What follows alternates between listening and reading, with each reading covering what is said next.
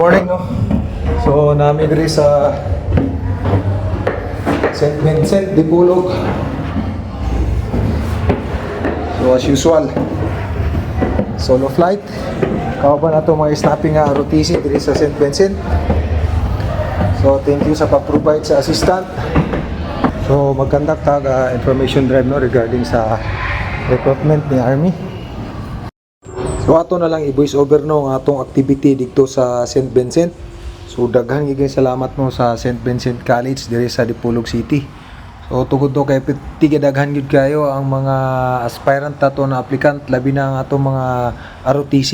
Grabe kay snappy, sila gyud nag-entertain sa ato, sila nag-facilitate, and then sila nag-assist sa ato during sa atong information drive. So kung makita niyo nga sobra gyud ang atong mga aplikante o yung mga gusto nga mo join sa Philippine Army. And then kani nga activity first time na ko gibuhat dire sa school dire sa Dipolog City. Daghang salamat sa faculty ng St. Vincent College dire sa Dipolog City, paghatag og higayon, and then ihatagan ta nila og venue para sa atong information drive. And then shout out po diri sa atong mga solid followers labi na ni mga reservists nato o yung mga ROTC nato no na aktibo kayo. Sila gyud nag-facilitate sa ato and then wa din nato damang mga followers din bud nato day sila. And then kung makita ninyo daghan gid kayo ang atong nahatagan og information regarding sa application ni Philippine Army. Siyempre kay talaag man gyud inyo ang Ranger Patak Vlog.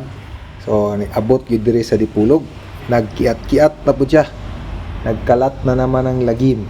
Okay, joke lang. So atong mga activities diri sa Dipolog City.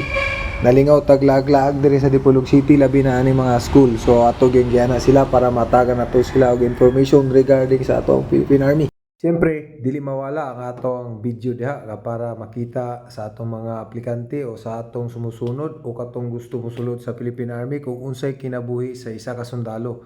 So nagpalantaw ta sila og motivational video para ma-inspire na to ang atong sumusunod o katong gusto mag-apply sa Philippine. Ups, yun lang no ang music background natin, baka makapiright tayo. So ito is para sa paalala sa ating mga aplikante. Okay, paalala sa ating mga aplikante no kasi maraming nagtatanong kung bakit daw ang hirap makapasok. So alam mo ba na hindi lahat ng gustong pumasok sa Army nakakapasok? Kahit gaano ka pa ka-motivated o ka-determined, may mga proseso at requirements na kailangan mong pagdaanan. Kaya kung naghanap ka ng madali ang daan, well, hindi yun ganun kadali.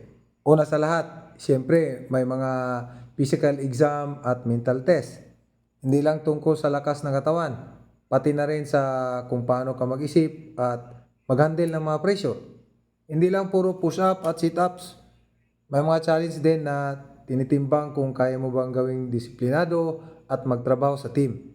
At syempre, hindi rin mawawala yung mga interviews kung saan kailangan mong ipakita kung bakit gusto mong magsundalo. Kung wala kang malasakit at pangarap para sa bayan, baka mahirapan kang makapasok. Pero hindi ibig sabihin na kung hindi ka pumasok ngayon, tapos na.